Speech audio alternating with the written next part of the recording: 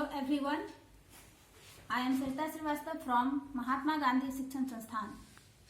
Now I am going to teach Hindi of Standard 5th.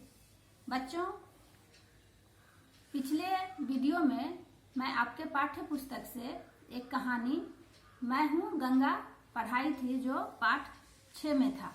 आज उसी पाठ का प्रश्न उत्तर पढ़ाने जा रही हूँ। आप इसे ध्यानपूर्वक देखें और समझें। बच्चों, प्रश्न है, नीचे दिए गए वाक्य सही हैं या गलत, बताइए। अब वाक्य है क में वाक्य लिखा हुआ है, गंगा हिमालय की बेटी है। तो ये आपके पाठ्य पुस्तक में जो कहानी था उसमें ये सही है कि गंगा हिमालय की बेटी है, क्योंकि गंगा हिमालय से निकलती है। तो यह कथन सही है। ख में है, गंगा को मंदाकिनी नाम से भी जाना जाता है। तो यह भी कथन सही है, क्योंकि गंगा का पर्यायवाची शब्द मंदाकिनी होता है। ग में है, गंगा हरिद्वार नहीं जाती है। यह कथन गलत है, क्योंकि गंगा हरिद्वार भी जाती है। घ में है कि कुंभ का मेला हर साल लगता है। यह गलत है, कुंभ का मेला 12 वर्ष पर लगता है। अब बच्चों, वैकल्पिक प्रश्न कि उचित विकल्प के सामने सही यानी टिक का निशान लगाना है आपको। क में प्रश्न है, गंगा कहाँ से निकलती है। उसके 3 वैकल्पिक उत्तर दिए हुए हैं, यमुनोत्री से, गंगोत्री से और अलकनंदा से। तो बच्चों, आपका सही जवाब होगा गंगोत्री से। ख में प्रश्न है बच्चों, गंगा और यमुना कहाँ मिलती है। गंगा और यमुना कहाँ मिलती हैं। आपका विकल्प है वाराणसी में, इलाहाबाद में और पटना में। तो इसका सही जवाब होगा बच्चों इलाहाबाद में।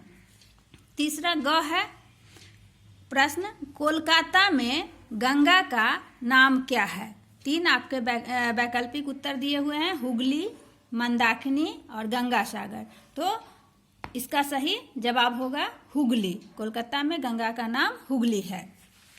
अब बच्चों, सही शब्द, अब अगला प्रश्न है बच्चों, सही शब्द चुनकर खाली स्थान भरिए। यहाँ पर कुछ शब्द बॉक्स में दिए हुए हैं, मंजूषा में दिया हुआ है, गंगोत्री, सरयू, संगम, इलाहाबाद, समतल, लखनऊ। अब इन्हीं में से आपको सही शब्द चुनकर इन खाली जगहों को, खाली स्थानों को भरना है। क खाली जगह यहाँ दिया हुआ है बच्चों, उसके बाद लिखा है का प्राचीन नाम प्रयाग है। तो यहाँ पर इनमें से आएगा इलाहाबाद। इलाहाबाद का प्राचीन नाम प्रयाग है। ख में है, गंगा की यात्रा, खाली जगह लिखा हुआ है से शुरू होती है। तो यहाँ पर गंगा की यात्रा गंगोत्री से शुरू होती है।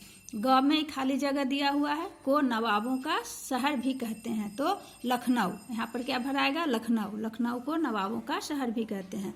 घ में है, मैदानों की भूमि, खाली जगह दिया हुआ है, होने के कारण गंगा यहाँ तेज नहीं बह पाती है। तो बच्चों, इसमें समतल भराएगा कि मैदानों की भूमि समतल होती है, तो समतल होने के कारण गंगा यहाँ तेज नहीं बह पाती है। अंग में है बच्चों, अयोध्या नगरी डैश नदी के किनारे तट पर बसी है। तो ये अयोध्या नगरी सरयू नदी के तट पर बसी है। तो यहाँ पर सरयू भराएगा। गंगा यमुना के मिलने का स्थान डैश कहलाता है। तो गंगा यमुना के मिलने का स्थान संगम कहलाता है। तो इसमें संगम शब्द भराएगा। अब अगले प्रश्न पर आते हैं बच्चों। नीचे दिए गए प्रश्नों के उत्तर लिखना है आपको। पहले आप प्रश्न लिखोगे कॉपी में, जब भी इसको अपने अभ्यास पुस्तिका में बनाओगे। कुंभ का मेला कहाँ कहाँ लगता है। तो बच्चों, इसका जवाब क्या होगा कि कुंभ का मेला हरिद्वार और इलाहाबाद में लगता है।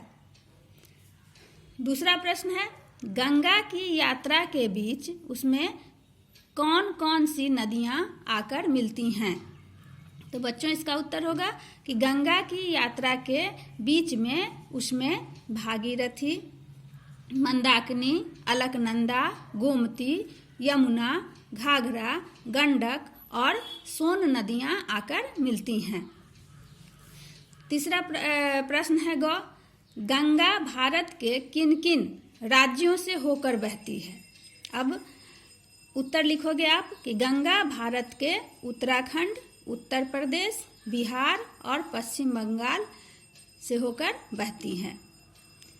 प्रश्न घ में लिखा हुआ है, गंगा के किनारे स्थित प्रसिद्ध तीर्थ स्थलों के बारे में लिखना है आपको।